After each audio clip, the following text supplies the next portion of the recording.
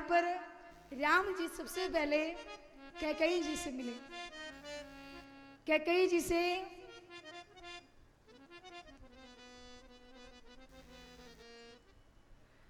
भगवान भेंट करते हैं और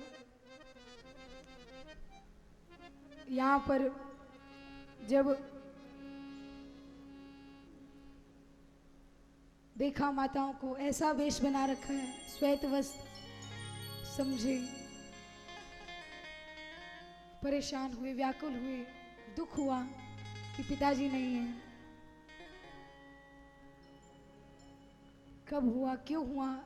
जब पता चला कि आपके ही विरह में महाराज दशरथ प्राण त्यागते हैं, तो राम जी को और भी बुरा लगा कि मेरी वजह से मेरे पिता का देहांत हुआ, मेरे पिता ने मेरी वजह से प्राण त्याग दिए।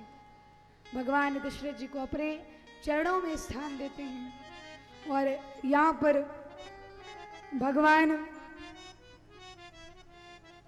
राम से भरत जी एक विनती करते हैं कि प्रभु आपके चरणों में एक विनती समर्पित करना चाहता हूँ।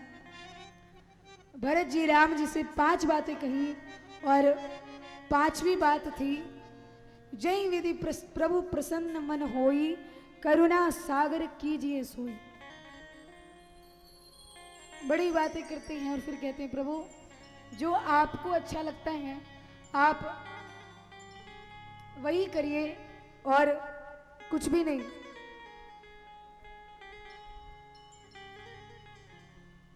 आपने मुझे दर्शन दिया, आप आए। भरत कहते हैं प्रभु आप क्यों छोड़कर आए हमें? क्या आपने एक बार भी मेरे लिए नहीं सोचा? मेरा ध्यान एक बार भी आपके मन में नहीं आया कि मैं कैसे रहूंगा, क्या करूंगा?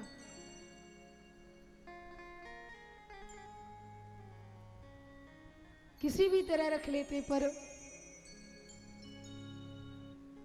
आप अपने चरणों में तो रखते। मानता हूं मैं पापी हूं, अधर्मी हूं, पर जैसा भी हूं आपका हूं।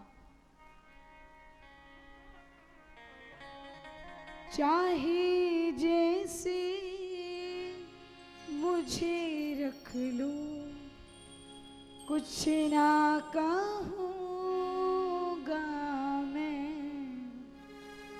चाहे जैसे भी रख लेते,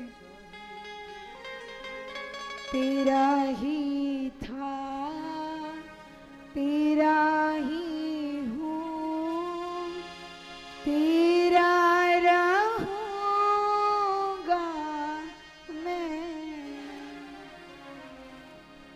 मैं तो हमेशा आपका था, सदैव आपका था। चाहे जैसे मुझे रख लो, पर एक बार मेरे बारे में सोचते तो। पर आप तो मुझे छोड़कर चले आए, हम सबको छोड़कर चले आए। आपने एक बार भी नहीं सोचा कि हम लोगों का क्या होगा। तो यहाँ पर भरत जी और राम जी सभी आनंद पूर्वक कुछ दिन रहते हैं। जनक जी तक संदेश जाता है कि अयोध्या में ऐसी घटना हो गई है, राम वन चले गए हैं, दशरथ जी का स्वर्गवास हो गया है। जनक जी भी दौड़कर अपने मंत्री को कार्यभार सौंपकर चित्रकूट पहुंचते हैं और जनक जी ने चित्रकूट पहुंचकर सबसे पहले जानकी जी से भेंट की और जानकी जी से कहा, पुत्री पुत्री पवित्र किए कुल दो, सुजस अवल जगु कह सबको। कहती है पुत्री तूने मेरा सर गर्व से ऊंचा कर दिया। मैंने जो तुझे शिक्षा दी कि जिस प्रकार तू हमारे यहाँ रही उसी प्रकार तू ससुराल में भी रहना, वैसे ही तूने किया भी। आज तूने राम के साथ वन आकर ये सिद्ध कर दिया कि तू एक अच्छी बेटी ही नहीं, एक अच्छी पत्नी भी, एक अच्छी बहू भी है। माता जानकी को हृदय से लगा लेते हैं और यहाँ पर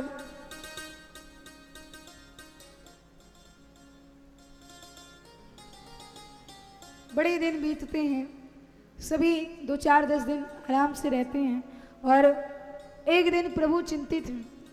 भरत जी कहते हैं प्रभु ये चिंता किस कारण है?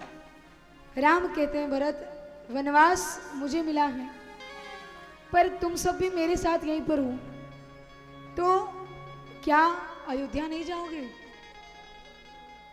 अब वापस जाओ, क्योंकि प्रजा भी इतने दिनों से यहीं पर है, पूरा अवध खाली है, सिंहासन खाली है, सब कुछ सुना पड़ा हुआ है। ऐसा मत करो, अयोध्या मेरे पिता का प्राण है, उसको ऐसे छोड़कर मत आओ। तुम जाओ, सबको लेकर जाओ, और अब बड़े दिनों से मेरे पास हो। अब गोसाई मोह देव रजाई, सोवे अवध अवध गई जाई। कहते हैं बड़े दिन से अवध खाली पड़ा है, तो अब आप जाइए और वहां जाकर निवास करिए, वहीं रहिए, बड़े दिन हो गए।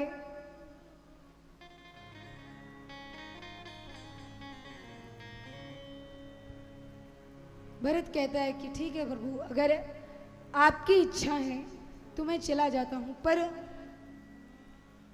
क्या मैं आपसे कुछ मांग सकता हूं? आप देंगे? भरत कहते हैं बोलो भरत, राम कहते हैं बोलिए भरत, क्या चाहिए? मेरे तो प्राण भी न्यौछावर हैं तुम पर, क्या चाहिए बोलो। तो भरत कहता है प्रभु, मैं अयोध्या जा तो रहा हूं, पर आप मेरे ऊपर एक कृपा करिए, आपकी जो ये चरण पादुका है, जो खड़ाऊ है, उसको मुझे दीजिए, ताकि मैं इसे उस सिंहासन पर रखकर और आपको राजा के स्वरूप में जानकर कि मेरे प्रभु वहां पर बैठे हुए हैं, और मैं ये समझूं कि आप उस सिंहासन पर, उस गद्दी पर विराजमान हैं, तो आप मुझे कृपया अपनी खड़ाऊ दें, अपनी चरण पादुका दें, अपनों चरणों की सेवा प्रदान करें, ताकि मैं उसे रखकर अयोध्या का राजपाट आपके सहयोगी के रूप में देख सकूं, क्योंकि मैं सिंहासन पर नहीं बैठ पाऊंगा, मेरा मन नहीं तैयार हो रहा है इस चीज को मानने के लिए। तो कृपया आप मेरे ऊपर एक एहसान करें, एक कृपा करें कि अपनी चरण पादुका मुझे दें। और यहाँ भरत जी की बात सुनकर प्रभु हर्षित होते हैं और भरत से कहा ठीक है। भरत जी के मन में शांति आई कि चलो अब भला प्रभु चरण पादुका दे रहे हैं, अर्थात प्रभु ने मुझे क्षमा कर दिया, मुझ दीनहीन पर, मुझ पतित पावन पर इनकी करुणा हो गई। और भगवान की चरण पादुका भरत जी अपने सिर पर धारण करते हैं। जनक जी जानकी जी से भेंट करते हैं, सुनैना जी जानकी जी से भेंट करती हैं, और तीनों माताएं राम जी से भेंटती हैं। बहू से मिली, जानकी जी से मिली,